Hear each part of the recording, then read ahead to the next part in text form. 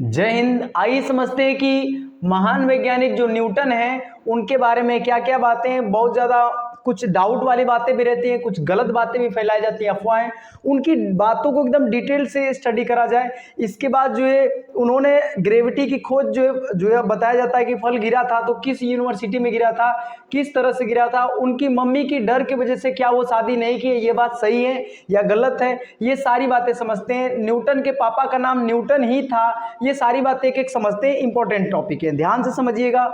Newton का जन्म जो है 4 जनवरी 1643 ईस्वी में यूके में हुआ था, यूनाइटेड किंगडम। एक स्थान है जिसका नाम है वुल्सथ्रोप मैनर हाउस, उनका स्थान का नाम है उस पोजीशन का, वहां पर उनका जन्म हुआ। और इसके बाद जो है आइजैक न्यूटन जो है उनकी वाइफ, उनकी जो मम्मी थी उनका नाम था हना आइस्कॉफ, उनका नाम था हना आइस्कॉफ। वो जो है इनके जन्म के मात्र 3 महीने बाद, समझिए, इनके जो पिताजी थे इनका भी नाम था आइजैक न्यूटन। आइजैक न्यूटन के पापा का नाम आइजैक न्यूटन। अब इस बात को समझने की कोशिश करिए। हना ने जो है इनका इनका नाम जो है आइजैक न्यूटन रखा था अपने पति के नाम पर। दिक्कत क्या थी? दिक्कत ये थी कि मात्र इन आइजैक न्यूटन के जन्म, कौन से आइजैक न्यूटन जो जन्म लिए हैं उनकी बात कर रहे हैं, और इनको हम सीनियर, उनके पापा को सीनियर बोलेंगे, और जो जन्म लिए आइजैक न्यूटन को आइजैक न्यूटन सिंपल बोलेंगे। अब ध्यान से सुनिए। तो आइजैक न्यूटन के जन्म के मात्र 3 महीने बाद, 3 महीने के बाद जो है उनके पिताजी, जो इसको आइजैक न्यूटन सीनियर बोल रहे हैं, वो डेड कर गए। अब बात समझिए, अब बिना पिताजी का होना, और आप समझ सकते हैं फॉरेनर कल्चर है। फॉरेनर कल्चर का मतलब ये होता है कि वहां पर आप समझ सकते हैं कि कोई भी महिला 1 शादी 2 शादी हर साल चेंज कर सकती है, अपने बॉयफ्रेंड को चेंज कर सकती है। तो सेम तरीके से इन्होंने जो है अपना एक नया शादी, मतलब जो हना ने जो है दूसरी शादी कर ली, और दूसरी शादी कर ली। बात को समझिए। अब कहना कितना आसान है कि नहीं, जो उसकी मम्मी ने जो है दूसरी शादी कर ली, लेकिन बात यह कि उस बच्चे पे क्या गुजरेगी जिसके पिताजी नहीं है, और अब नया पिता है तो वो किस प्रकार का बिहेव करेगा। तो इन लोगों का रूल होता है। तो क्या कि इनकी मम्मी की इसको न्यूटन को उनके पापा के घर पे, मतलब दादी जी के पास छोड़ करके अपनी नई शादी कर ली और उनके साथ शिफ्ट हुई। समझिए जरा ध्यान से, उसका रिश्ता इनके साथ है, लेकिन वो जो है उनके नए पति जिनका नाम है बर्नबैस स्मिथ, इनके साथ वो रहती थी। बर्नबैस स्मिथ उनका नाम था, और उनके साथ रहने लगी। बात को समझिए। और न्यूटन का पालन पोषण उनकी ग्रैंड मदर दादी जी करती थी। 10 साल की अवस्था में, मात्र अभी शादी को 10 साल हुए थे, तब तक बर्नबैस स्मिथ भी डेड कर गए, ये भी मर गए। बात समझिए। अब जिस बच्चे के पिताजी जन्म लेने के 3 महीने बाद मर जाए, उसके नए पिताजी उनकी मम्मी ने जिससे शादी का, बर्नबैस स्मिथ से शादी की थी, उनकी मृत्यु 10 ही साल में हो जाए। अब इस तरह से जब इवेंट होने लगता है ना, तो गांव में जैसे हम लोग क्या, सब नहीं कहता पनौती, ऐसा इनको बोलते थे। अब इसके वजह से क्या होता था ना कि इनकी मम्मी को ऐसा डाउट लगता था कि न्यूटन के, मतलब न्यूटन से कुछ असर ऐसा पड़ रहा है, इफेक्ट पड़ रहा है। तो इसके वजह से जो है न्यूटन को हमेशा डांटती रहती थी, मतलब डरा के रखती थी। और इसका इतना ज्यादा बुरा असर पड़ा उनकी लाइफ पर कि उन्होंने जो है डर के मारे, उनके फियर की वजह से, एक महिला इस तरह से डांटती है, इतना जो है दबाव देती है। तो इन सारी बातों को ध्यान में रखते हुए जो है समझिए जरा, मतलब जो है लगभग जब उनकी दादी माँ उनको पाल पोस करके लगभग 10 ईयर की कर दी थी, 10 साल के न्यूटन जब हो चुके थे, और जब इधर इनकी मृत्यु हो गई, तो उसकी मम्मी फिर वापस आई और न्यूटन को पकड़ के लेके गई।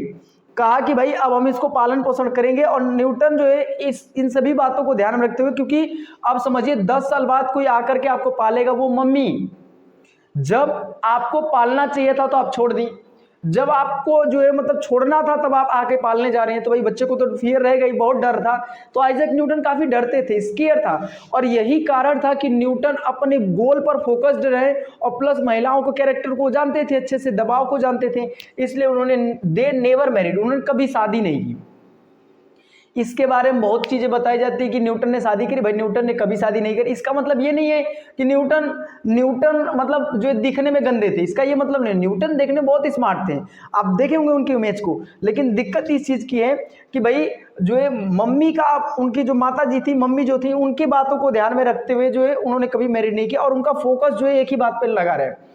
मात्र 22 साल, 22 साल की अवस्था में उन्होंने पूरा कैलकुलस लिखा, पूरी कैलकुलस। और उसी समय में यूके में एक कॉलेज पढ़ता है, उस कॉलेज का नाम है, जिसका नाम है आप कैम्ब्रिज यूनिवर्सिटी। उसमें 1661 ईस्वी में उन्होंने पढ़ाई स्टार्ट करी थी, मतलब पढ़ा, कॉलेज किया।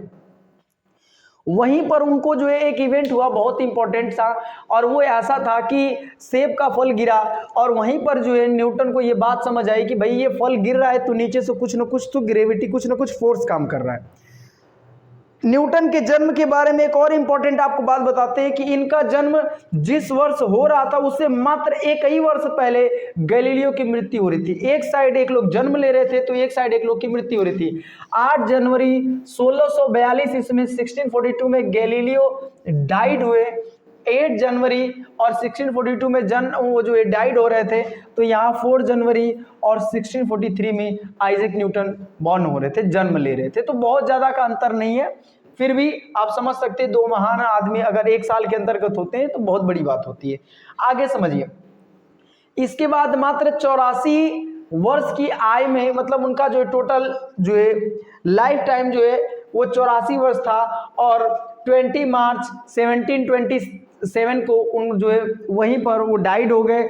और अपने देश के लिए जो भी बहुत सी चीज़ें बताए। और आज कैलकुलस, आप न्यूटन की बात को समझने की कोशिश करिए। आज क्लास 12th में, इसके बाद जो हम लोग इंजीनियरिंग में पढ़ाई करते हैं वो सारी की सारी कैलकुलस न्यूटन द्वारा दी गई हैं।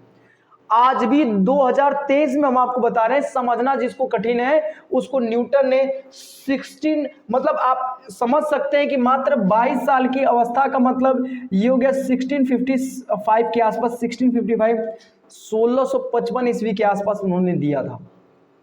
आप कल्पना कर सकते हैं ये जो है कितनी इंपॉर्टेंट जो है, मतलब कितनी इंपॉर्टेंट बातें, सॉरी 1665 में, मतलब मात्र 22 साल की अवस्था में ये बातें उन्होंने बताई।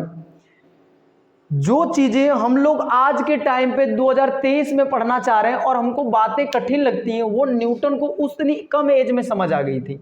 तो समझ सकते हैं ये पूरा न्यूटन की जो लाइफ स्टोरी है, न्यूटन के लाइफ स्टोरी से हमको बहुत कुछ सीखने को मिलता है। नंबर 1, पहला इनसे तो हमको ये समझ आता है कि भाई पिताजी आपके रहे या ना रहे, आप इस चीज को कभी मत सोचिए कि नहीं हमारे पास तो कोई नहीं है, कोई सपोर्ट में नहीं, हम क्या कर सकते हैं। दूसरी बात, साधन आपके पास नहीं, देखिए इनके भी पिताजी नहीं थे। इसके बाद इनको लोग पनौती बोलेंगे, भाई बोलेंगे किसी के जन्म होने के 3 ही महीने बाद अभी बच्चा है, उसके पिताजी मर जाए तो जाहिर सी बात है दिक्कत होगी, लोग उसको कुछ ना कुछ उटपटा बोलेंगे, दुनिया भर की गालियां देंगे। ऐसा न्यूटन को भी बोला गया, लेकिन उन्होंने इन चीज़ों को भाई अपने दिमाग पर नहीं जाने दिया, क्योंकि अगर आप इन चीज़ों को ज़्यादा दिमाग पर जाने देंगे तो शायद आप इन्हीं में उलझ जाए। पढ़ाई को उन्होंने कंसीडर करा, फोकस पर करा, अपना टारगेट पे ध्यान दिया, पहली चीज।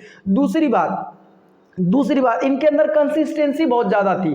फोकस अगर नहीं रहता तो शायद ये जो है बीच में, इनको हर एक बंदा चाहता है कि वो लाइफ में शादी करे, जो है बच्चे उत्पन्न करे और जो उसकी पीढ़ियां चलें, लेकिन इन्होंने इस बात को कंसीडर नहीं किया, क्योंकि उनको पता था अगर हम इस बात की तरफ जाएंगे तो शायद साइंटिस्ट वाली एरिया हमारी छूट जाएगी। आज भले ही जो है भारत जो है चंद्रयान 3 जो है मतलब चंद्रमा पे पहुंच गया सक्सेसफुली, वो अलग बात है, लेकिन आप समझिए इन चीज़ों को, इसमें देन बहुत ज़्यादा न्यूटन की है। तो आज जो भी डेवलपमेंट हो रहा है वो सर आइजैक न्यूटन की वजह से हो रहा है, और इसीलिए फिजिक्स का पिता जो है हम लोग आइजैक न्यूटन को कहते हैं। आइजैक न्यूटन जो है फादर ऑफ जो है फिजिक्स बोला जाता है, वो भी ओल्ड फादर ऑफ फिजिक्स है, ध्यान रखिएगा।